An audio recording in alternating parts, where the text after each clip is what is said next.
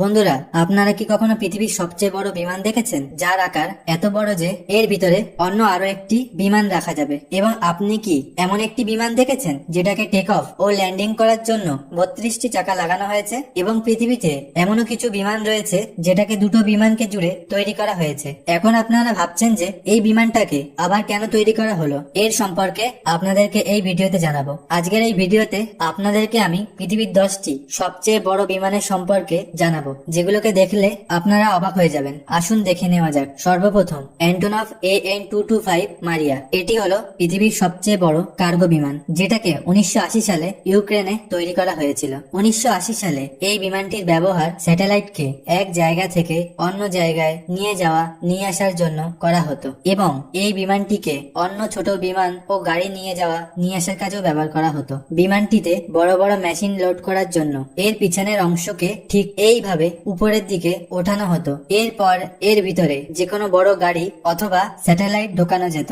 এই অ্যান্টনভ AN-225 বিমানটি লম্বায় 290 ফিট, যা প্রায় স্ট্যাচু অফ লিবার্টির উচ্চতার সমান। এই বিমানে 6টি টার্বোজেট ইঞ্জিন লাগানো হয়েছে, যার ফলে এটি এতটাই শক্তিশালী হয়ে যায় যে একবারে বিমানটি 640 মেট্রিক টন ওজন নিয়ে টেক অফ করতে সক্ষম। এই বিমানটির পিছন দিকে 28টি চাকা লাগানো রয়েছে এবং সামনের দিকে 8টি। সব মিলিয়ে বিমানটিতে মোট 32টি চাকা লাগানো রয়েছে। যদি এই বিমানটিকে একটি সাধারণ আকারের বিমানের সাথে রাখা হয়, তাহলে দেখতেই পাবেন যে এই বিমানটি ঠিক কত বড়। এত ভারী এবং বড় হওয়ার সত্ত্বেও বিমানটি 840 কিলোমিটার পার ঘন্টা গতিবেগে উড়তে সক্ষম এবং একবারে 15,400 কিলোমিটার দূরত্ব অতিক্রম করতে পারে। অ্যান্টনভ AN-125 রুসলান। বন্ধুরা, এটি হলো পৃথিবীর দ্বিতীয় সবচেয়ে বড় এয়ারক্রাফট। এই বিমানটিকেও 1980 সালের দিকে হেভি ট্রান্সপোর্টের জন্য তৈরি করা হয়েছিল। এটাতে বেশিরভাগ মিলিটারিদের হেভি ভেহিকেল এবং তাদের অস্ত্রগুলোকে ট্রান্সপোর্ট করা হয়।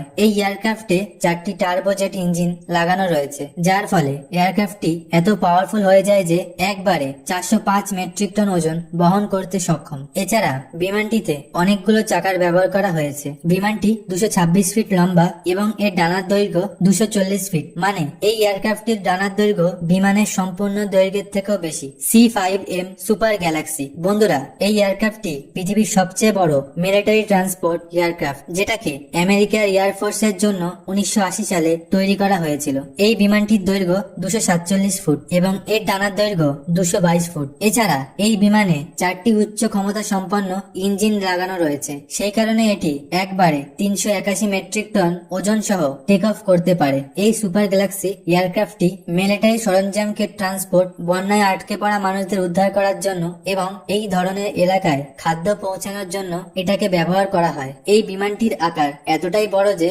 এটাতে কার্গো ট্যাঙ্ক, হেলিকপ্টার এবং অন্যান্য হেভি ভেহিকেল কে নিয়ে যাওয়া যায়। বোয়িং 777-9X এই এয়ারক্রাফটে পৃথিবীর লার্জেস্ট এবং মোস্ট সাফিসিয়েন্ট টুইন ইঞ্জিন লাগানো হয়েছে। এই বিমানে টোটাল 426 জন মানুষ ট্রাভেল করতে পারবে এবং এর সাথে এটি হলো পৃথিবীর সবচেয়ে বড় টুইন ইঞ্জিন কমার্শিয়াল এয়ারক্রাফট। এর মধ্যে সব ধরনেরই ক্লাস রয়েছে, যার মধ্যে বেশিরভাগ অংশটাই বিজনেস ক্লাস। প্লেনের আকার বড় হওয়ার কারণে এর বিজনেস ক্লাসের আকারও বড় করে দিয়েছে। এই বিমানটি 252 ফুট লম্বা এবং এর ডানার দৈর্ঘ্য 235 ফুট। এই প্লেনটি একবার টেক অফ করার পর 13,500 কিলোমিটার দূর পর্যন্ত উড়তে পারবে। Airbus A380-800। বন্ধুরা, এটি পৃথিবীর সর্বপ্রথম ডুয়াল ডাক্ট ওয়াইড বডি এবং 4টি ইঞ্জিন সমেত কমার্শিয়াল এয়ারক্রাফট, যেটাকে এয়ারবাস কোম্পানি তৈরি করেছে। এই বিমানটি 236 ফুট লম্বা এবং এর ডানার দৈর্ঘ্য 261 ফুট, মানে এই বিমানটিরও ডানার দৈর্ঘ্য বিমানের দৈর্ঘ্যের থেকে বেশি। বন্ধুরা, এবার যদি বলি এই বিমানে যাত্রীদের কথা, তাহলে এই বিমানে মোট কত যাত্রী একসাথে ট্রাভেল করতে পারবে? তো বলে দিই, এই বিমানে একসাথে 853 জন প্যাসেঞ্জার ট্রাভেল করতে পারবে। এই বিমানটির নির্মাণ এয়ারপোর্টের ভিড় কম করার জন্য তৈরি করা হয়েছিল।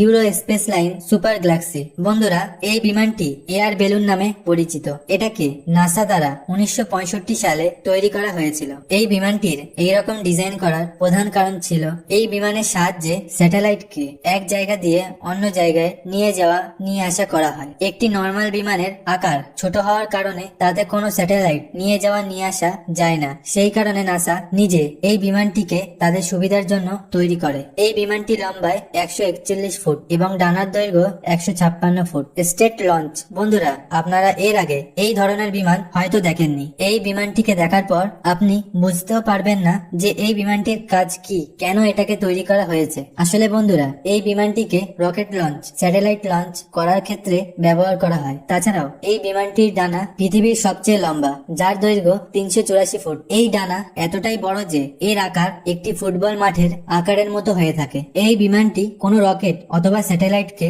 35,000 ফিট উচ্চতায় নিয়ে লঞ্চ করাতে পারে। এটাকে 2019 সালে এপ্রিল মাসে তৈরি করা হয়েছিল। Airbus A340-600। বন্ধুরা, এই বিমানটিতে 4টি ইঞ্জিন রয়েছে, কারণ এটি হলো লং রেঞ্জ কমার্শিয়াল বিমান। এটি 13,900 কিলোমিটার না থেমে চলতে পারে। এই বিমানে ব্যবহৃত ইঞ্জিন রোলস রয়েস কোম্পানি তৈরি করেছে। এটাতে আধুনিক cockpit, flyover control, advance entertainment system ব্যবহার করা হয়েছে। বোয়িং 747-8। বন্ধুরা, এই বিমানটিতেও 4টি ইঞ্জিন রয়েছে, যা লং রেঞ্জ কমার্শিয়াল এয়ারক্রাফট। এটি বোয়িং 747 ফ্যামিলির সবচেয়ে বড় বিমান, যার দৈর্ঘ্য 250 ফুট এবং ডানার দৈর্ঘ্য 224 ফুট। এই বিমানের আকার এতটাই বড় যে এর মধ্যে একসাথে 605 জন যাত্রী বসতে পারবে। তাহলে বন্ধুরা, আপনাদের এর মধ্যে কোন বিমানটি সবচেয়ে ভালো লেগেছে এবং আপনি কি কখনো বিমানে সফর করেছেন? কমেন্ট করে জানাবেন। বন্ধুরা, ভিডিওটি ভালো লাগলে লাইক, শেয়ার করবেন এবং